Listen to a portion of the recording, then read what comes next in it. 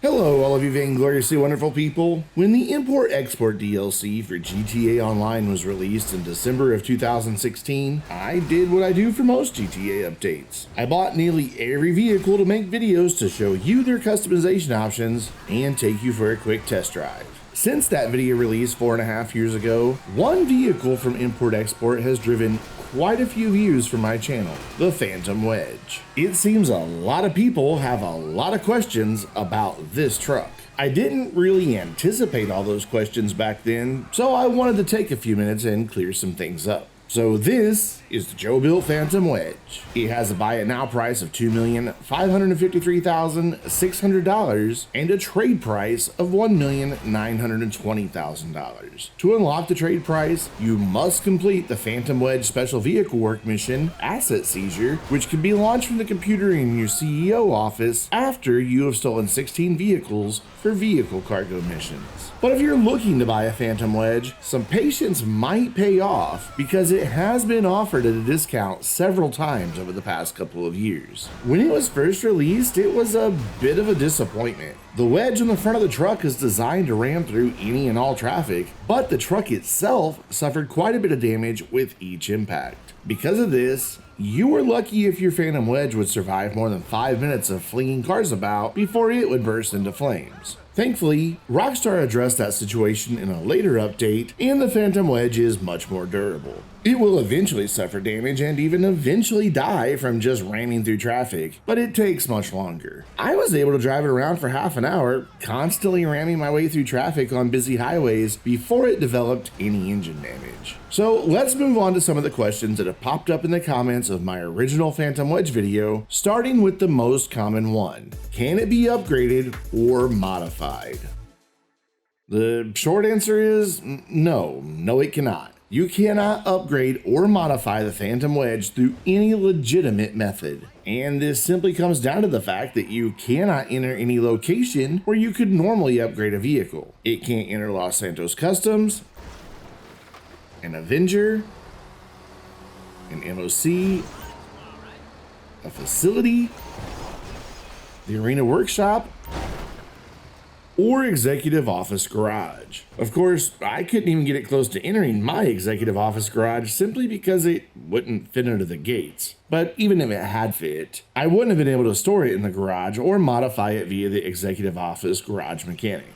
The only place you can store a Phantom Wedge is in the basement of the vehicle warehouse, and there is no method available in there to modify it or upgrade it in any way. So moving on to the second question I see most often, does it have bulletproof tires? I turned to the Vainglorious community to help me out with several of today's questions. They all opened fire and quickly popped every single tire on my Phantom Wedge. And of course, since you cannot modify or upgrade the Phantom Wedge, that means you can't purchase bulletproof tires for it, so it will always be susceptible to pop tires. On the upside, you can pull off some pretty sick drifts when all the tires are popped. That brings us to the third most asked question. Can you sell a Phantom Wedge?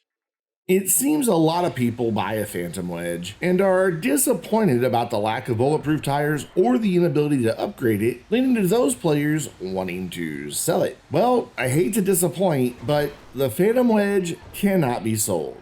So once you buy it, you're stuck with it. A lot of people asked how I had a white Phantom Wedge in my original video when the ones they see in GTA Online are always black. This one is pretty simple, and I even mentioned it in that original video. I wasn't in GTA Online when I recorded the video. I was offline in story mode using single player mods to spawn the vehicle so I could record videos. The mod that I was using at the time selected a random color when I spawned a vehicle, and I just happened to get one in white. So just to clear it up, if you get it online, you get one color option, black.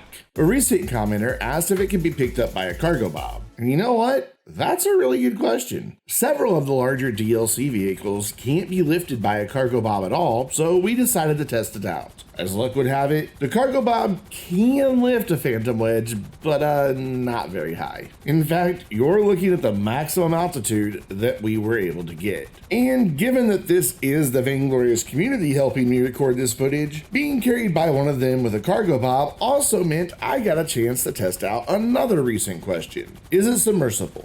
Well, yeah, I guess technically it can be submerged, but as you can see, it died the moment it touched the water. I'm guessing a several ton truck with a 20-foot wedge on its front end was never meant to float, but it did sink really fast. Some people have asked how fast the Phantom Wedge is. Well, while we were recording, a high-speed challenge popped up, so I decided to find out. The top speed I was able to achieve was right around 110 miles per hour. But according to a more reliable source, Bruffy1322, the official top speed of the Phantom Wedge is 98.5 miles per hour. So why did the high-speed challenge show 110? I don't know. Probably due to bumps in the road, going downhill, and other factors, but I trust Bruffy's testing. Going hand in hand, one person asked if it could win an airport drag race against an Asea. Now, everyone knows that the Declasse Asea is the best car in GTA Online, so I had my doubts that the Phantom Wedge would stand a chance. As it turned out,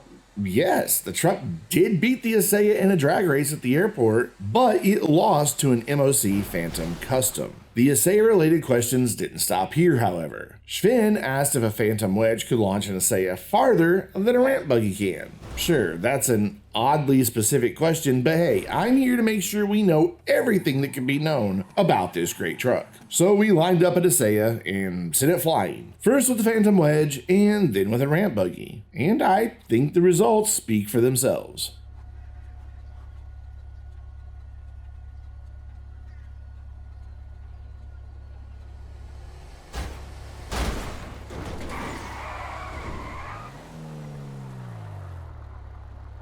While we were at the airport, I decided to find the answer to another of Sven's questions and find out what happens when one Phantom Wedge collides with another one. And well, here's the result.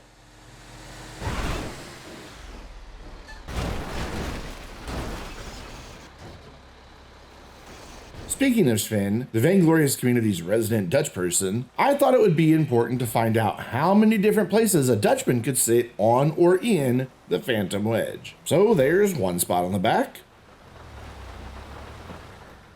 2, 3,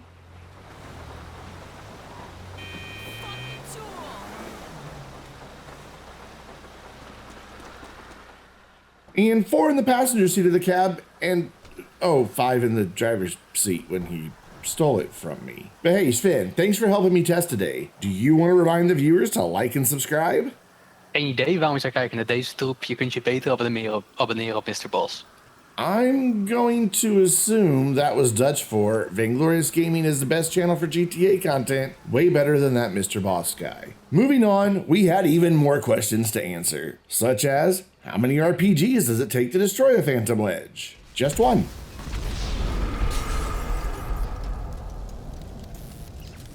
Can it survive a head-on collision with a train? No, it cannot. But what if it's parked and the train just hits it? Can the Phantom Wedge survive that?